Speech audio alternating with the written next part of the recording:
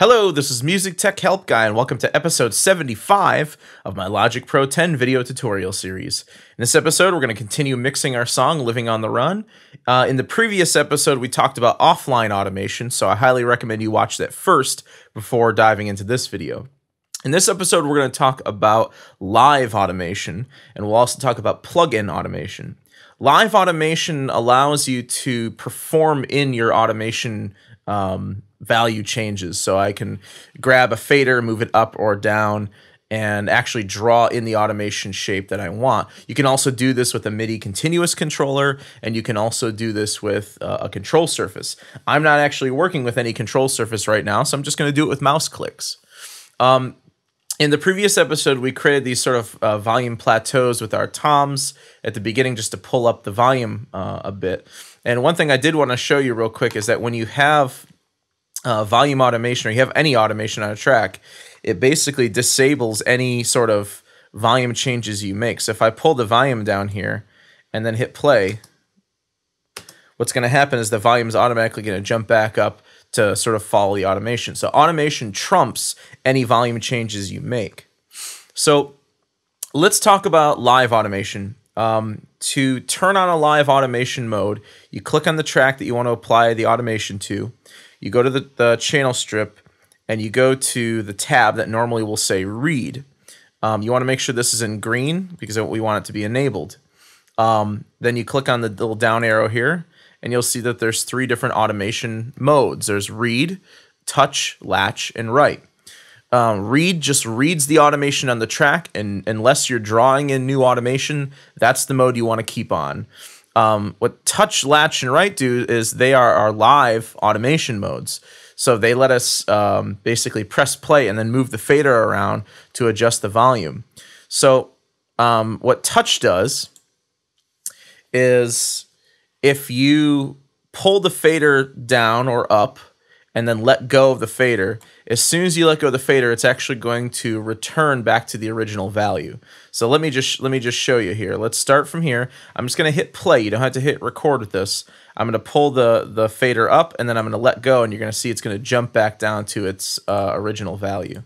So hit play, pull up, let go, and you'll see it jumps down to its original value. So a use for this at the beginning here might be to start really quiet to get rid of any sort of background noise, pull up, wait for the drum hits, and then let go for it to maybe jump back down to its original value. So let's try that.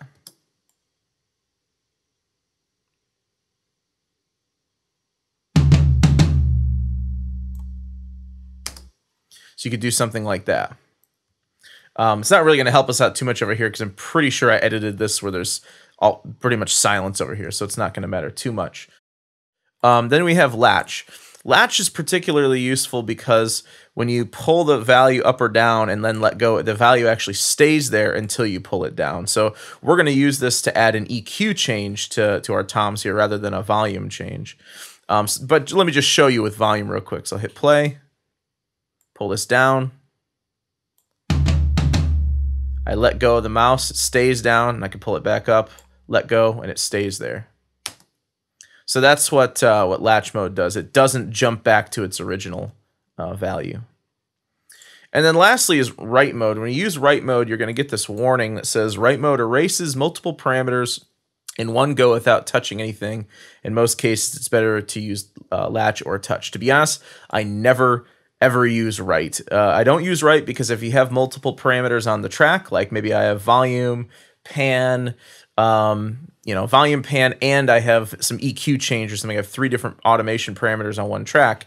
When you use write, it's going to overwrite everything. So I never use write. So let's go back to latch. And what we're going to do instead of creating a volume change is we're going to create an EQ change. Now, you could do this with offline automation. What I basically want to do is I want to take the sort of high shelf here, and I want to pull it up just for that first drum hit, and then pull it back down, just to bring out the brightness a bit, just in those initial drum hits. In order to do this with offline automation, you'd have to click on the automation parameter here, go to the plugin, which is the channel EQ, and then find the parameter in the EQ. Sometimes this isn't always really that easy. Sometimes you're not really sure what you're working with. For me, I know it's the high shelf gain. And then you can choose that, and you could, draw in a separate breakpoint envelope for that parameter. I'm going to do it this way just to sort of demonstrate live automation, but you could just as easily do it with offline. So let me just go ahead and open up the plugin, and all I'm going to do is hit play, pull this up, and then pull it back down.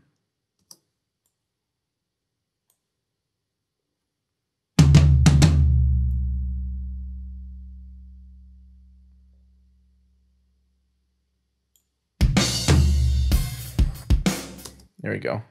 Let me just try it one more time. I need to come back. I need to start at 7.5 and then come back down to 7.5.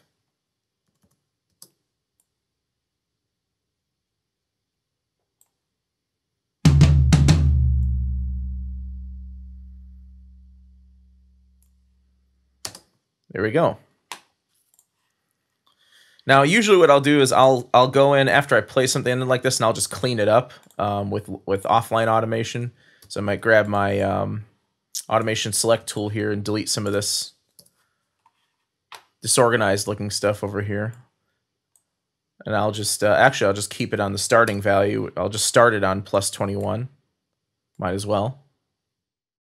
All right, so now that we've added this EQ shift to the upper tom, let's do the same to the lower tom.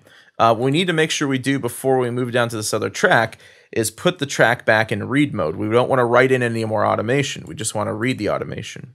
So let's go down to our lower tom here, open up the EQ.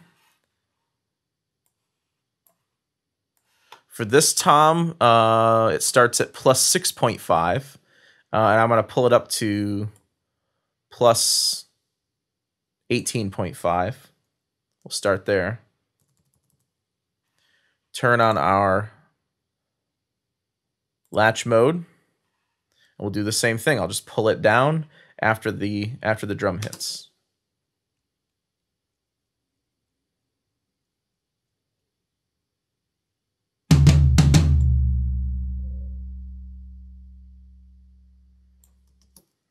That didn't quite work out right. Let's try that again. It's a bit difficult to do with the mouse while I'm doing a screen capture, so bear with me.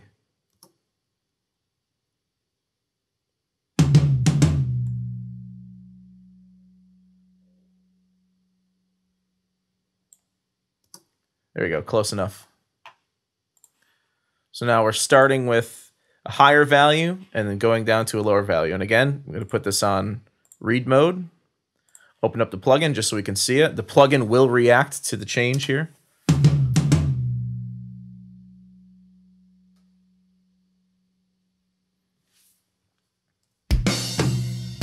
And yes, as I've said before, you could just as easily sort of go in here and I'm just going to clean this up with our automation select tool to get more of a straight line out of it. And really, and then you have to question whether we needed the live automation to begin with, when we can actually just more accurately come in here and do this manually. Some people prefer to use live automation for mixing because it sort of gives it more of a human feel. Personally, I'm not a big fan of it because I like to be able to get in here with surgical precision and sort of adjust these values the way I want them to be adjusted. One use for this, I will say, that's extremely useful is with synthesizers. And we've already talked about that when we were talking about with the ES2 and some of the other synths, how you can automate individual parameters and map it to a MIDI CC and then be able to automate it in real time with your hand and be able to play in a musical effect. Here, I don't really find it as useful, especially when you don't have a console. If you don't have a control surface to work with. I just wanted to show you that just basically for the sake of showing you that, and then also show you how you can automate plugin parameters. Let me show you one last thing that I want to do actually with the vocals down here. All right, let me show you how to use automation to bypass and unbypass a plugin on a track, so you don't have to split a track into two separate tracks. The plugin that I want to add to my vocals is called the sample delay, not to be confused with the stereo delay. So let me just throw that right now that I'm in the chorus, on the chorus track. So let me just go under delay and then sample delay. Sample delay is a really, really simple plugin. Basically, all it does is it lets you delay the entrance of the left or the right channel by some number of samples.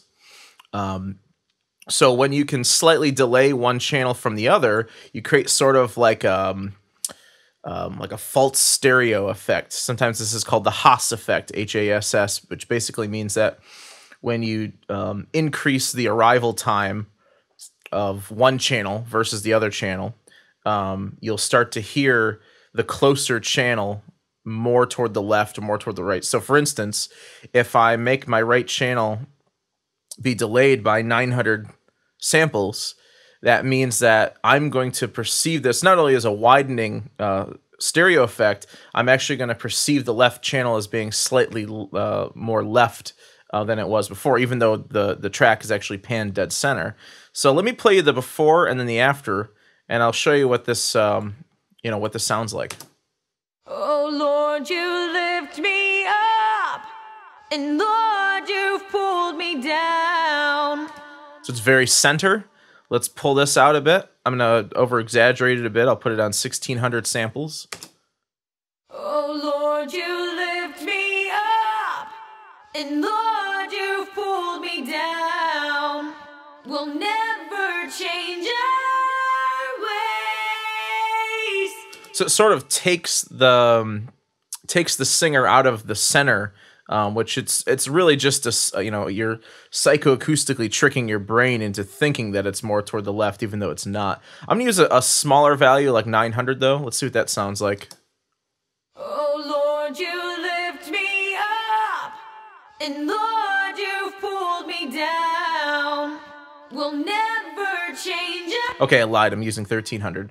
Now, I'm going to have that on the chorus just for width, really. I may have to pull the volume up on that track just a bit just to compensate for it, because it'll tend to sound a bit more in the background. And you might be thinking, well, if this is going to sound, if our ears are going to hear this more toward the left, then why don't we want to maybe pan this track more toward the right to compensate for that? The reason why I'm not doing that is that there's a harmony happening at the exact same time that is already panned to the right, so I already sort of have that that going on the right. So let's hear the harmony and then also the our nice wide stereo effect at the same time. Oh Lord, you lift me up, and Lord, you've pulled me down. We'll never change our ways. There we go. So what does this have to do with automation? Well, I want to take that exact same effect, and I want to put it on the pre-choruses as well. There's a part that starts right about measure 18 here, where I want to turn on the sample delay, but I don't want the sample delay to be on during the verses. So what we're going to have to do is either split this up into two separate tracks, one with the sample delay, one without, or we can use automation to just bypass the plugin until I want it to come in. So that's what I'm going to do in order to save tracks. So let me just go over to my mixer for a moment, and I'm just going to copy that sample delay by holding Option, drag it over onto my verse track here. So I've got the same effect on my verses now. And basically all I need to do is automate this on-off button, this bypass button. So what I can do is using live automation, just hit A to pull up automation on the track. I'm going to put this in latch mode. And all I'm going to do is just hit, basically start with this off, and then go toward the end of the verse here, and then turn it on right in this gap right here. I could just manually drag it in there, but I'd have to go find the parameter in here. So this is automatically going to assign the parameter for us. So I'll just hit play. Whoops, I have a cycle mode on there. Let's try that again. There we go. That was a little late, but that's okay. I'll just drag it over. There we go.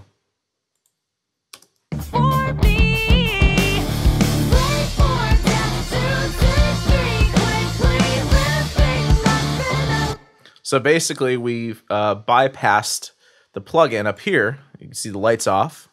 And then right when we get to the pre-chorus, it's on. You can do the same thing with any plugin. Maybe you want delay or something on at one point, but not on at another point, or reverb or chorus or any effect. You can bypass that effect. Notice that it says insert for bypass, so it's automatically sort of learned that parameter for us. So now what I can do is I can just sort of manually draw it in here. With bypass automation, basically it's either on or off. So if you just click up here, there you go, it'll say bypass. If you click down here, it'll say that, just 2 dashes. So I want to bypass this for the second verse. And then when we get to the second pre-chorus, let's turn it back on again.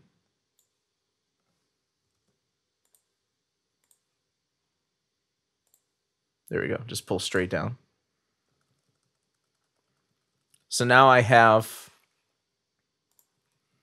just sort of dry center vocals for the verses, and then sample delay for the pre-choruses and choruses. And again, remember to change your live automation mode back to read. So let's just listen to this real quick. Us is no more. Pray for life and pray forgiveness, living life in a lie.